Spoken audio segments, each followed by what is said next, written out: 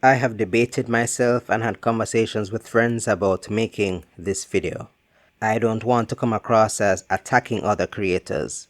At the same time though, I have to do what I feel passionately about, or what's the point? My channel isn't monetized, I'm not getting money out of making videos.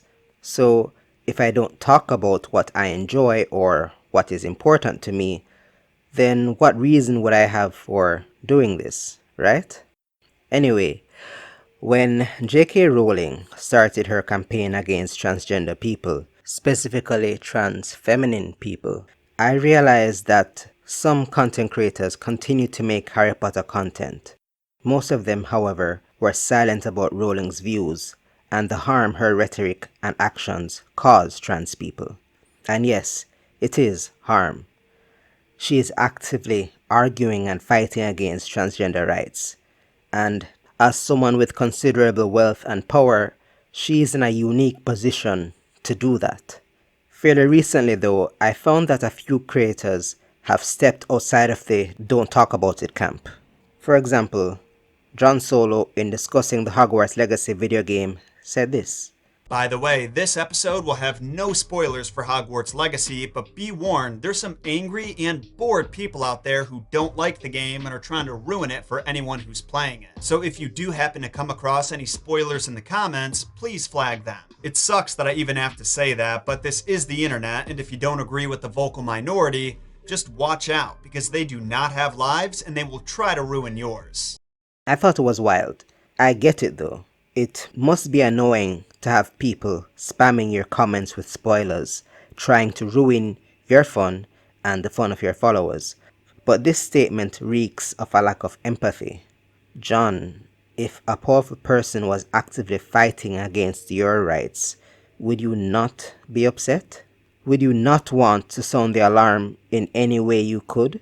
Would you not perform what essentially amounts to civil protest in this internet age to harm the bottom line of the one who was fighting to get your rights taken away? Of course, John did not actually say he was talking about transgender people and their allies, but it's an easy assumption to make.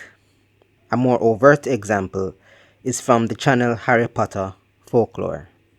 I've been a first-hand victim to multiple attacks in my comment section and messaging me because I didn't immediately condemn J.K. Rowling. It was all, how could you remain silent, Dean? You're just another part of the problem.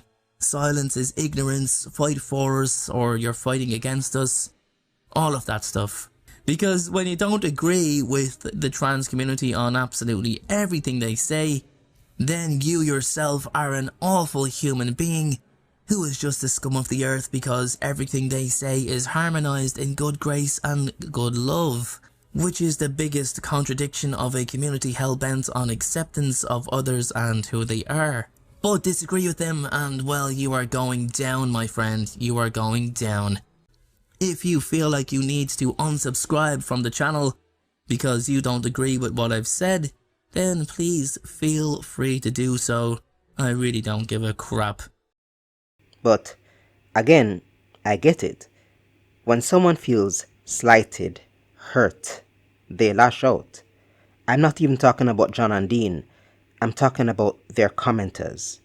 I can't even imagine the level of vitriol that must have been tossed their way for these YouTubers to respond this way.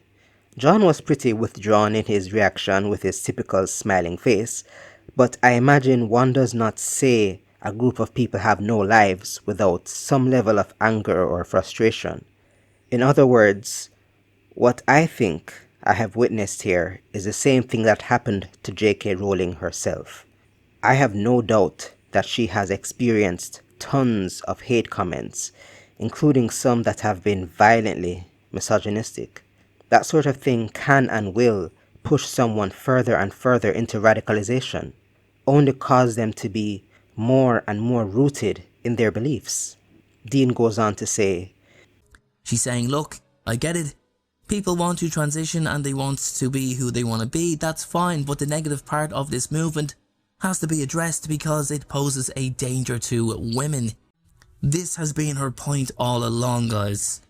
This has been what she's trying to say. It's fine if you want to transition. fantastic, good for you, live the life you want to live, in the body you feel you should be in. But it's not all sunshine and roses. There's a lot of risks that come with it for people in different circumstances. And if people want to highlight those concerns, it doesn't mean it's an attack on your community. For the love of God. The sad thing is, though, it's not true. Rowling has gone far beyond simply standing for women's rights. When someone pointed out that Nazis targeted transgender people with their violence, she refused to accept it. Rowling publicly engaged in Nazi crime denial. Again, that makes sense, as Rowling herself said. The Death Eaters claimed we have been made to live in secret, and now is our time. And any who stand in our way must be destroyed. If you disagree with us, you must die. They demonized and dehumanized those who were not like them. I am fighting what I see as a powerful, insidious, misogynistic movement that I think has gained huge purchase in very influential areas of society. I do not see this particular movement as either benign or powerless. When you see a group of people, a movement, as essentially evil, it's logical that your emotions would not allow you to see them as victims. Rowling has said that she is trying to protect cisgender women. Unfortunately, we have seen that she has blinded herself to the harm her campaign can cause to cisgender women.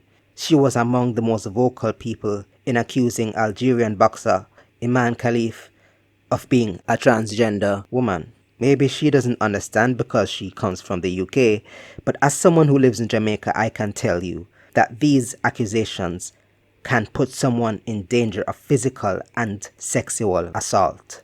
I made this video not to attack John or Dean or Rowling, but to show what seems to be a pattern.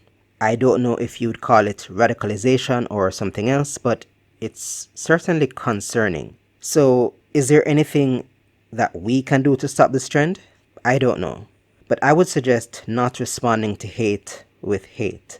I'm not saying you have to be buddy-buddy with those pushing harmful rhetoric, but the last thing any marginalized community needs is for their oppressors to be nudged further and further down the rabbit hole of radicalization.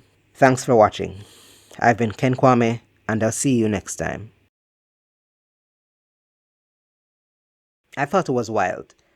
I get it.